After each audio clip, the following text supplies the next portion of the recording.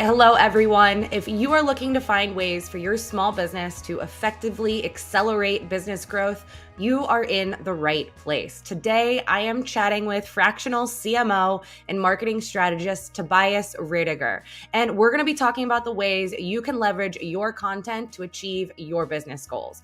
Tobias, thank you so much for being here. Yeah, my pleasure, Stephanie. Thanks for having me. All right, are you ready to dive right in?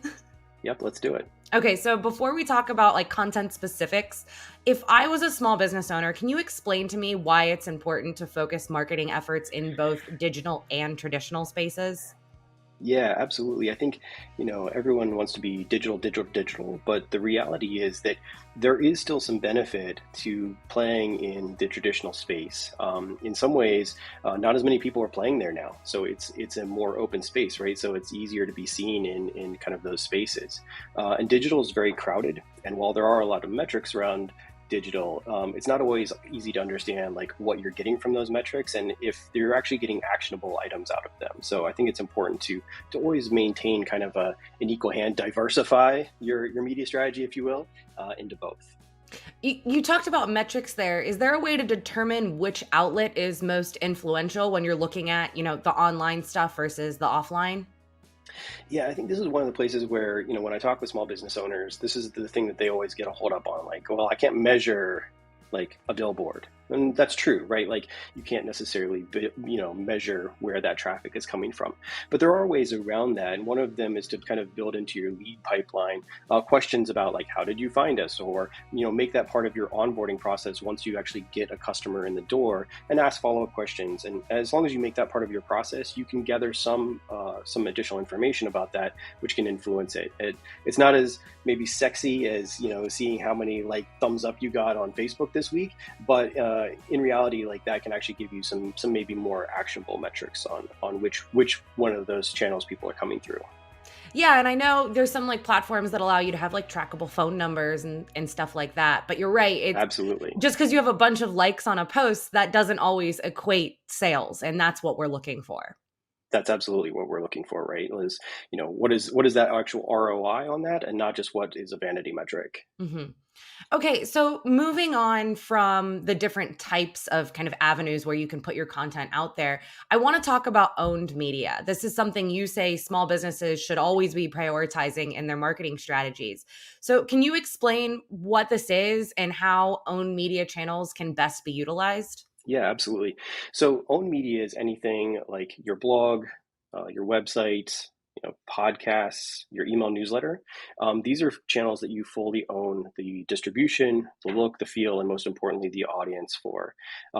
And so when you have full control over that, you actually are able to see deeper insights into how people are interacting with your brand, how they're making purchasing decisions, and you're able to make kind of real good changes to that pipeline in order to more effectively channel them where you want them to go and to get the results that you want. You kind of talked about how you have that control and you can really understand these decisions. So what metrics should small business owners be looking at, or what should we be looking at to determine the success of these types of efforts? Well, I think if you're a for-profit business, the success there is like, am I getting sales, right? It is kind of easy to look at like how many people like me or how many people like my channel or how many people like this certain piece of content, gets hyper focused on like a piece of content and how it's performing. But if that doesn't actually lead to a growth in your business, how useful is that? Mhm. And so I think that really focusing on those steps of, how are people entering your customer journey? How are they entering that pipeline? And then kind of improving along the way, what those individual metrics look like. Right? Maybe people come in and you get a 1% kind of conversion rate, and it's about like, okay, how do we bump that to 1.5 or how do we get that to 2? It's really for me a lot less about like, okay, how many likes did this post get?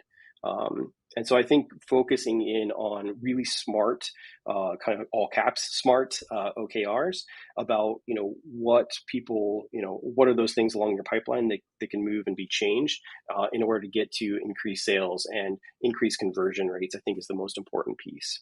I know a lot of planning has to go into a cohesive marketing strategy.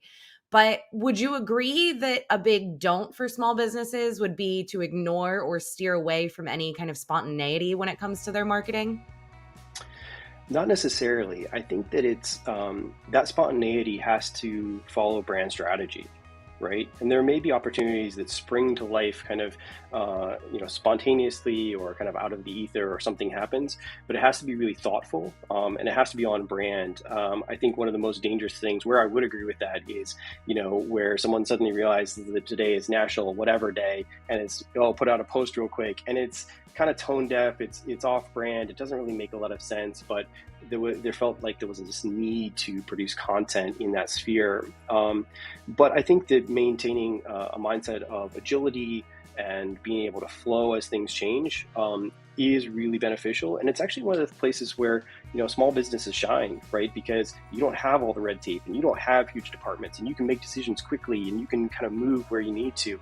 And so I think that spontaneity can be a real asset, but it has to be thoughtful, and it can't be made, day by day or kind of in the minute. I think that you have to have, be like, I'm going to take the weekend and really think about this. Is this a smart play?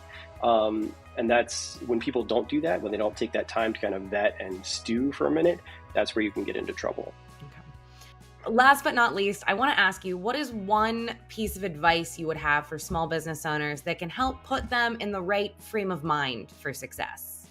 Yeah, I think really kind of focusing in on their brand and what makes them special. Like, what is the unique thing that they provide to their customers?